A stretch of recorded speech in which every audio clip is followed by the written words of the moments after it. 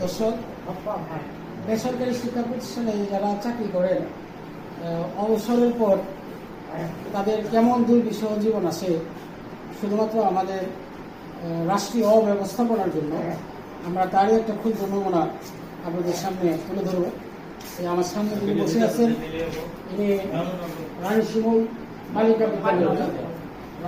বালিকা বিদ্যালয়ের একজন দীর্ঘদিনের কর্মচারী। ইনি চতুর্থ শ্রেণীর একজন কর্মচারী। উনি বিগত 6 মাস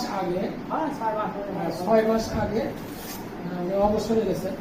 তো এখন ওনার জীবনে এই বেতন বন্ধ হওয়া এবং আরো বিভিন্ন বিষয়ে তার একটা দুর্বিষহ অবস্থা। উনি একটি প্রতিষ্ঠানে চাকরি করার পরেও উনি বাধ্য হয়েছেন তার এখন জীবন জীবিকার তাগিদে বিভিন্ন শিক্ষা প্রতিষ্ঠানে গিয়ে আর্থিক সহযোগিতা লাভের জন্য।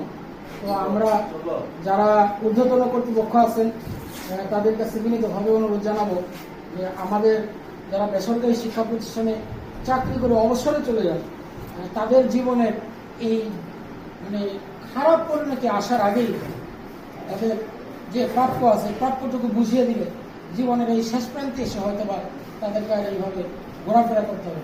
আপনার নাম? তারেক।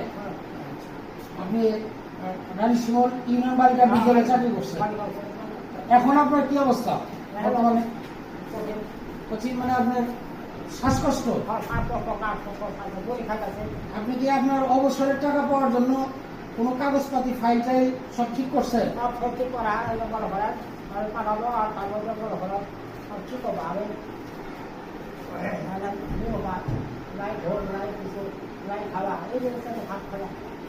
প্রতিষ্ঠান থেকে আপনার কাগজপত্র পাঠিয়ে দিচ্ছে? আচ্ছা, ঠিক আছে।